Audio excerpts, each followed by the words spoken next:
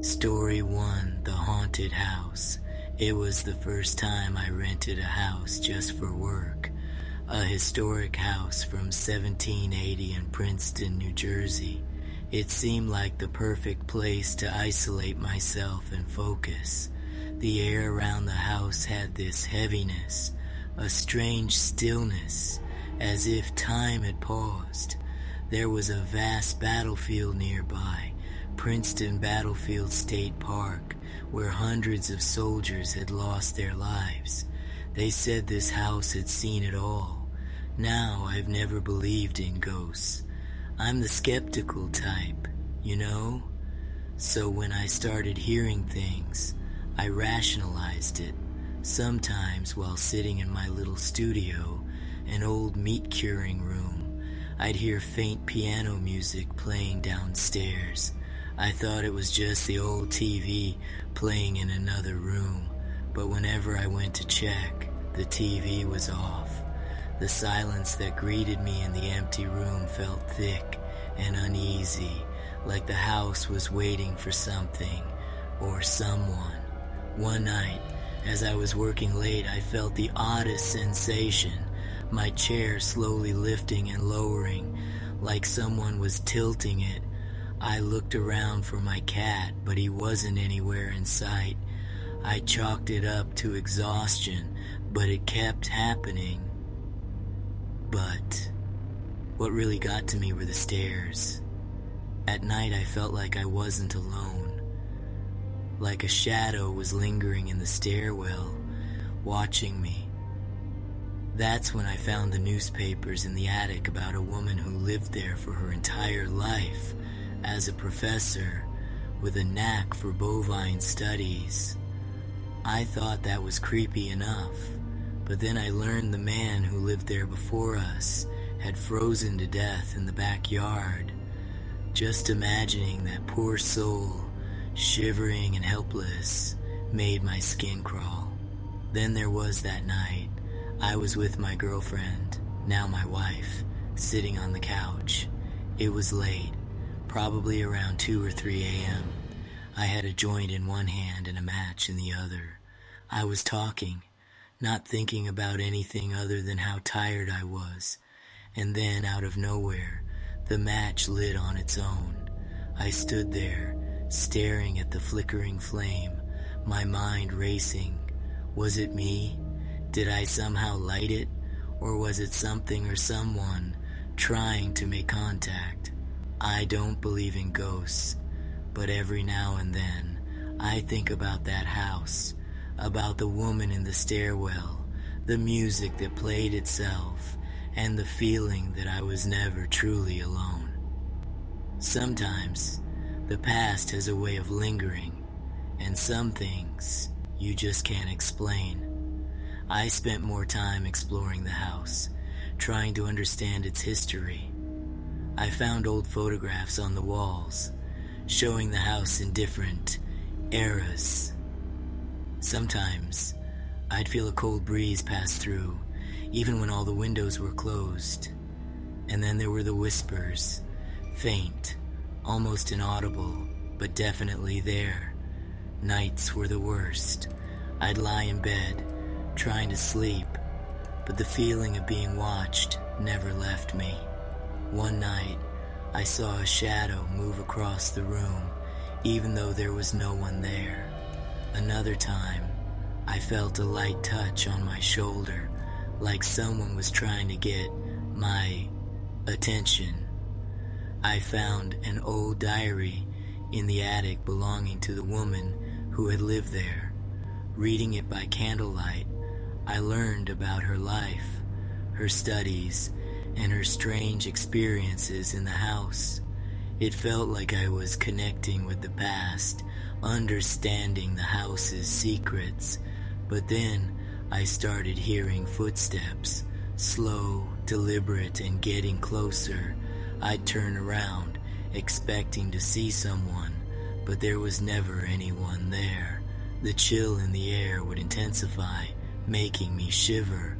One night, I saw a door slowly open on its own, creaking as it moved. A sense of dread washed over me, like something terrible was about to happen, and then a loud bang echoed through the house, startling me.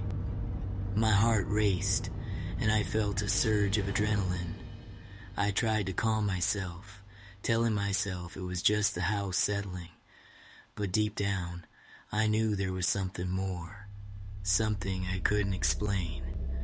Eventually, I decided to leave the house, unable to take the constant feeling of being watched. As I walked away, I looked back one last time, feeling a mix of relief and sadness. Even now, I think about that house, wondering what really happened there.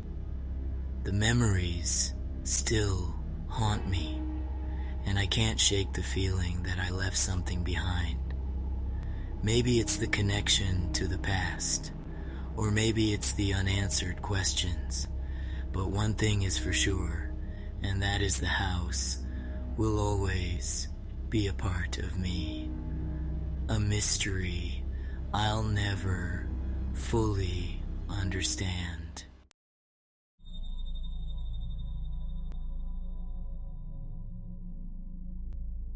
Story 2. The Man in the Basement. I'm no stranger to the paranormal. I've spent years as an investigator, seeking out things that can't be explained. So when my fiancé and I bought our first house, I wasn't expecting to feel anything I hadn't felt before, but I was wrong. The first night, I was alone. I heard footsteps, slow, deliberate steps moving down the hallway. The bathroom door creaked open on its own, not once, but twice. My mind raced with explanations. Was it the wind? A draft? Or something else entirely? As days passed, the disturbances continued. We all heard it, the whistling. It came from the old workshop in the basement. It was faint but unmistakable, a familiar tune, almost like an old folk song. The more I thought about it, the more it made sense. This house once belonged to an elderly couple, and it's not hard to imagine the old man spending his days down there, working and whistling away. After a few weeks, I decided to cleanse the house. I performed a ritual and burned sage, hoping to bring some peace, but the whistling never stopped. My son, my mother-in-law, and even my fiancé started hearing it too. At first I thought maybe it was nothing. Just residual energy from the old owner, a kind old man who was just staying behind in his beloved workshop. But then my niece was pushed. She ran crying to her mother, telling us the man pushed her. My daughter claimed to have seen him too. A shadowy figure that appeared in her room at night, along with Grandma's voice calling her name when Grandma was at work. That night the air felt thick with something dark, something malicious. I saged the house again, but whatever it was, it's still here. I fear this isn't just a friendly spirit lingering in his old home. It's something else. Something that doesn't belong in this world. And now I'm wondering, am I keeping the spirit of a lost soul at peace, or am I inviting something darker into my home? I started researching the history of the house, trying to find any clues about the previous owners. I found old newspaper clippings and documents that hinted at a tragic past. Letters with faded ink told stories of sorrow and loss. The more I read, the more I felt a chill run down my spine. An old photograph of the couple who once lived here seemed to look at me, their eyes darting around, following my every move. I couldn't shake the feeling of being watched, even when I was alone. I set up cameras and other equipment to try and capture any evidence of the paranormal activity. The footage revealed ghostly figures and strange, anomalies that couldn't be explained.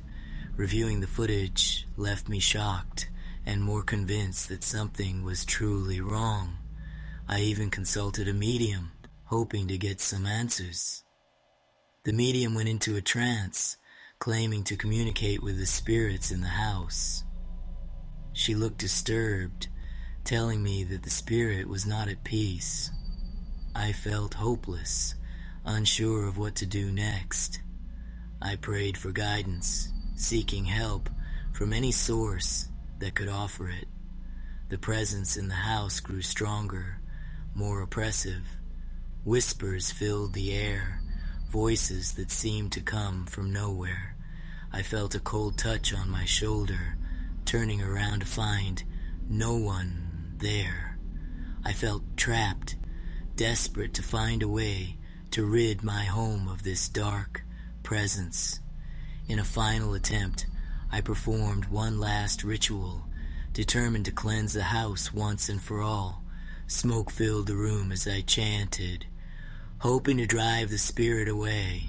For a moment I felt a change, a sense of relief, but the silence that followed was eerie, almost too quiet. I couldn't shake the feeling that it wasn't over, and then I heard it again, the faint whistle echoing through the halls. I knew then that this was far from over, and I had to be prepared for whatever came next.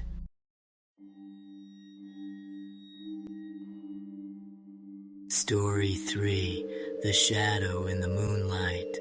It was Halloween night. The crisp air brushed against my skin as I stood barefoot on the cold grass outside. I wasn't sure how I got there, but the night was alive with a strange energy. I could hear the faint whispers of leaves rustling in the wind. My heart was racing, but I wasn't afraid. It felt like a dream, one I couldn't wake from. In the distance I saw him, a figure emerging from the shadows, standing tall under the moonlight. His eyes glowed a deep, alluring green. He seemed familiar, like someone I'd read about in one of my novels. His voice was deep, almost musical as he whispered, "I put a spell on you because you're mine." I was mesmerized, drawn to him, unable to move or speak. His voice was enchanting, his presence overwhelming. I didn't see the knife in my hand until it was too late. One moment, I was reaching for him. The next, Travis, my husband, was standing in front of me, eyes wide with shock. Blood dripped from the knife as he collapsed to the ground. The figure's laughter echoed through the night. "I love you," he sang softly, stepping closer as Travis faded into nothingness.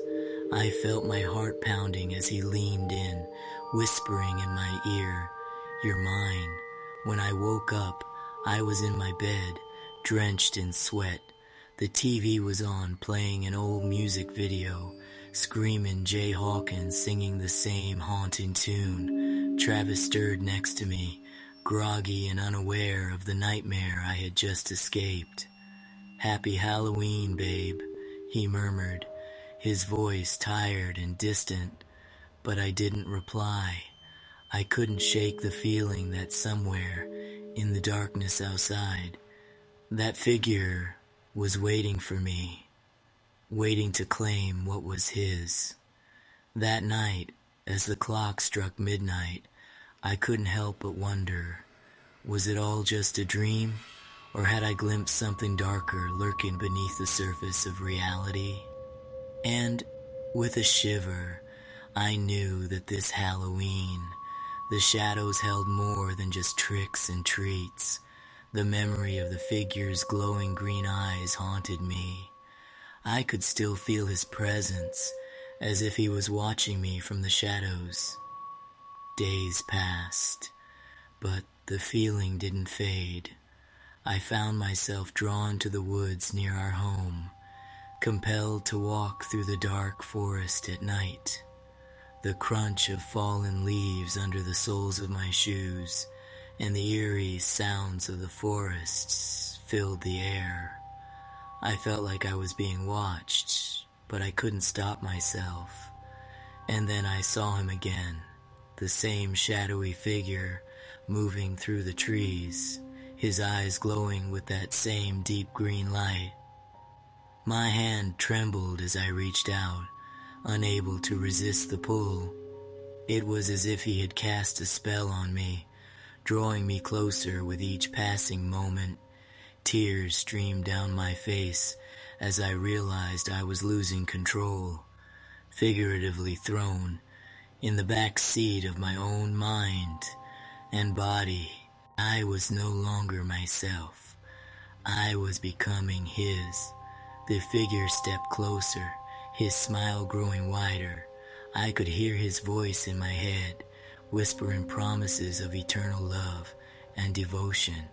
My legs gave out, and I collapsed to the ground. The last thing I saw was his shadowy form standing over me, his eyes glowing brighter than ever. I woke up with a gasp, my heart pounding in my chest. It was just a dream, I told myself, but the fear lingered.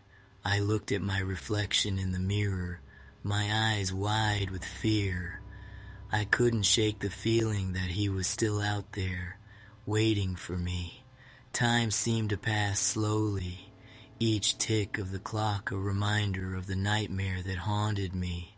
I spent my days in a daze, unable to focus on anything. The shadows seemed to creep in, filling the room with an eerie presence. My hands trembled with fear, and I couldn't shake the feeling that he was always watching, always waiting. Every time I looked out the window, I saw him, the dark figure, standing in the distance, his eyes glowing with that same haunting green light. I closed the curtains, trying to shut out the darkness, but it was no use. He was always there, lurking in the shadows. I knew I had to do something. I couldn't let him control me any longer. I had to find a way to break free from his spell. With newfound determination, I walked through the forest, searching for answers. I had to confront him, to end this nightmare once and for all. And there he was, waiting for me in the forest. The same shadowy figure, his eyes glowing with that same deep green light.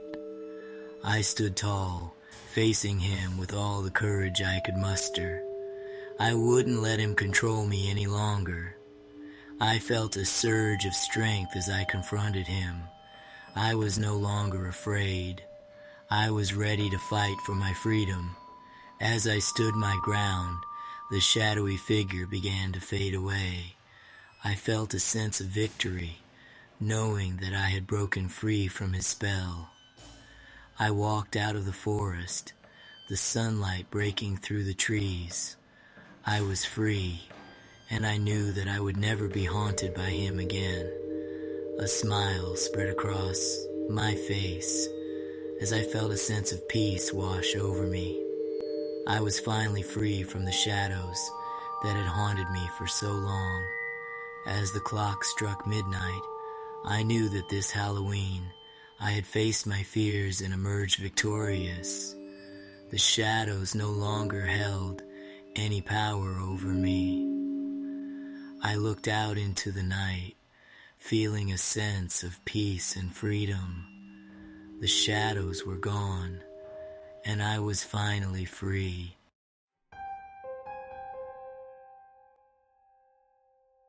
Story 4.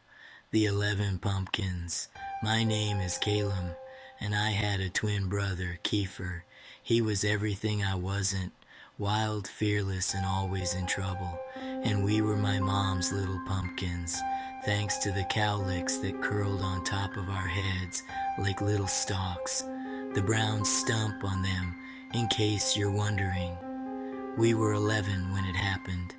It was one of those perfect autumn days. The air was crisp, the leaves were piled high, and the sunset painted everything in gold and orange. Kiefer, being Kiefer, couldn't resist jumping into the biggest pile of leaves he could find. It was a rock, a single carelessly placed rock that ended it all. It happened so quickly. One moment he was laughing and running, and the next, a sickening crack, and the pile of leaves turned red. I couldn't move. I couldn't breathe. When the leaves finally settled, I saw what was left of my brother's head, and all I could think of were pumpkin seeds. Call it shock, or the smashed pumpkins on doorsteps that seemed to mock me with their grinning faces.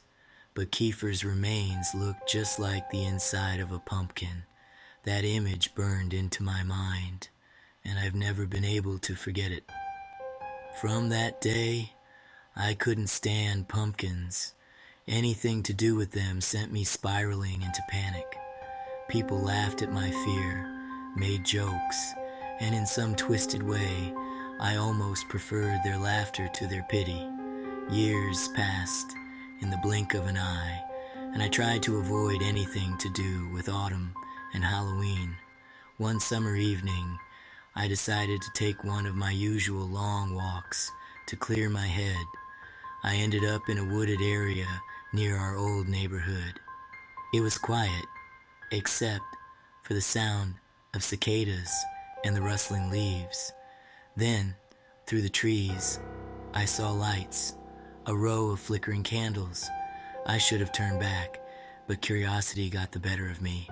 As I pushed through the branches, I found myself standing in a small clearing, surrounded by tiny green pumpkins, 11 of them, each with a candle inside, each one carved with a face, innocent, childlike, with wide eyes and tiny teeth. I already knew how many there were, but I still counted. 1, 2, 3, 11. 11 pumpkins for each year my brother lived. A cold breeze cut through the summer air, snuffing out the candles. The silence was deafening. I felt like someone or something was watching me. Then, from the bushes, I heard a rustling. My heart was pounding, and I barely had the courage to look.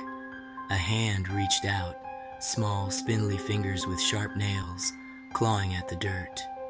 It emerged from the shadows, a creature with a round, bulbous head. Its face was a mask of blank skin, with eyes and a mouth carved into it like one of the pumpkins. Its smile stretched wide, filled with crude, jagged teeth. I can't remember how I made it back to my car, but I know I didn't stop running until I was inside. Doors locked. Now looking back, every Halloween I felt its presence, like it was stalking me, ready to pounce at a moment's notice. I tried therapy, hoping to rid myself of the haunting memories, but nothing seemed to work. My therapist suggested confronting my fears, but the thought of facing those pumpkins again was unbearable. One day, while looking through old photos, I found a picture of Kiefer and me, smiling with our cowlicks. It brought back a flood of memories, both good and bad. I realized that avoiding my past wasn't helping me heal, so I decided to go back to the clearing, to face whatever was waiting for me. As I walked through the forest, the air grew colder and the shadows lengthened. I saw the flickering candles again, just like before. My heart raced, but I forced myself to keep moving. When I reached the clearing, the 11 pumpkins were there, just as I remembered. Each one had a candle inside, casting an eerie glow. I stood there, feeling a mix of fear and determination. A cold breeze blew through the clearing, making the candles flicker. I felt that same sense of being watched, but this time I didn't run. The rustling in the bushes started again, and I braced myself. The hand emerged, just like before, but this time I didn't look away. The creature with the pumpkin-like head appeared, its jagged smile wide. I stood my ground, refusing to let fear control me. The creature moved closer, its eyes fixed on me. I reached out, my hand trembling, and touched its face. The skin was cold and smooth, like a real pumpkin. Its eyes were hollow, empty, and yet I felt a strange connection. In that moment, I understood that this creature was a manifestation of insecurities and frustrations all collating into this physical form. I let go of the creature, and with it a part of my fear. The creature slowly faded away, disappearing into the shadows. I stood alone in the clearing, feeling a sense of peace I hadn't felt in years. The leaves fell gently around me, and the air felt warmer. I walked away from the clearing, knowing that I'd finally faced my past. For the first time in a long time, I felt a weight lift off my shoulders. The feeling is like nothing I've experienced until now. Going forward every Halloween, I remember Kiefer with a smile, not fear. The pumpkins no longer haunt me. They remind me of the bond we shared. I even place a pumpkin on my porch, in memory of my brother. Inside I light a candle, just like the ones in the clearing. It's my way of honoring him and finding closure. As the sun sets, the golden light reminds me of that perfect autumn day. I walk away, knowing that I've finally made peace with my past. The pumpkins glow softly in the dark, a symbol of my journey from fear to acceptance. And for the first time, I can truly say, I'm not afraid anymore.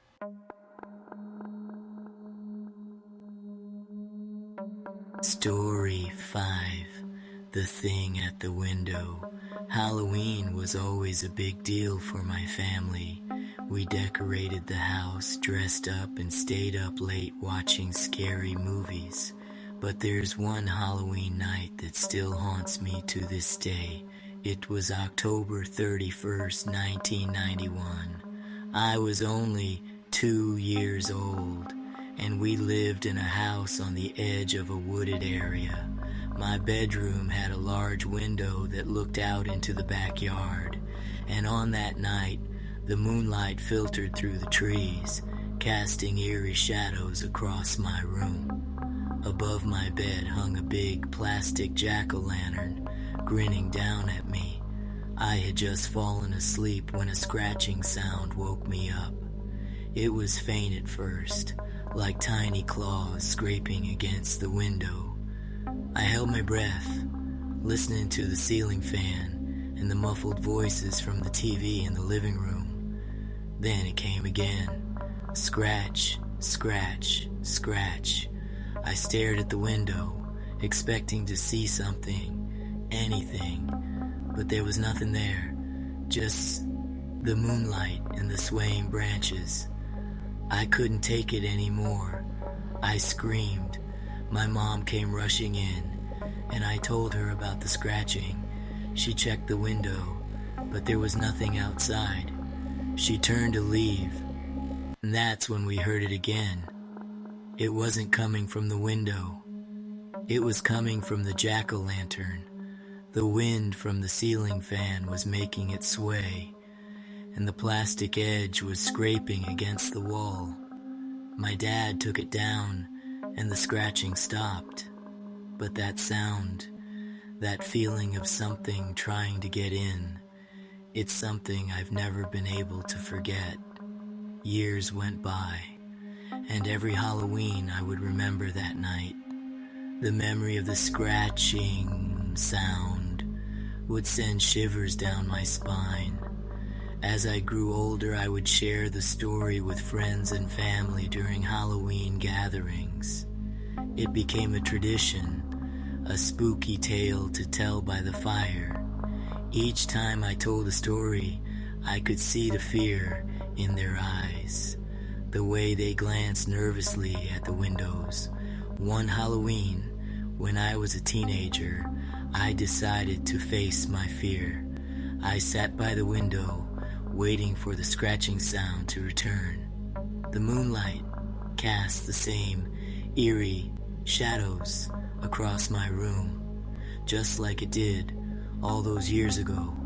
I held a flashlight in my hand, ready to shine it on whatever might be out there. Minutes turned into hours, and just when I was about to give up, I heard it. Scratch, scratch, scratch. I shone the flashlight at the window, but there was nothing there, just the moonlight and the swaying branches. The sound was coming from inside the room. I turned around and there it was, the jack-o'-lantern, swaying in the breeze from the ceiling fan, the same plastic edge scraping against the wall, just like before. I took it down and the scratching stopped, but the memory of that night, the fear and the anticipation stayed with me. Even now, as an adult, I can't help but feel a chill whenever I hear a scratching sound. It's a reminder of that Halloween night and the thing at the window that wasn't really there. Some of our fears never vanish. They linger in the shadows, waiting for the right moment to resurface. And every Halloween, I'm reminded of that night and the thing at the window. Fear is a powerful thing. It can make you question what's real and what's an illusion, what you see in your head that is when it isn't. But sometimes those irrational fears aren't so irrational after all. Pause tonight before you go to sleep. Take a moment to check the windows. Listen for any strange sounds. And remember, fear always has a story behind it. My God, when I tell you my balls itch, having to edit this video, jokes aside, you wouldn't believe how long it took just to get story 4 acceptable to my standards. But I'd say it was worth it as long as this comes out on Halloween and you all show me love in the comments. Hell, I don't even care if you subscribe. Right now, I just want to chat and see what more I can offer you, fellow subscribers or passerbys. Feedback is important. After all, this has to be the longest video I have to date. So far as my 3rd video on this channel. These kinds of videos will only be on special occasions such as holidays. But regardless, just thanks for staying this far. Oh, and before I forget, this voice I use for this channel is my voice at a specific pitch. So if it comes out weird, then my apologies. Just to set the tone, and for you to know I'm not just some disembodied voice, but a real person with some humor that I'll sprinkle in from time to time. Sleep well if you can. Happy Halloween, and remember, we're always watching.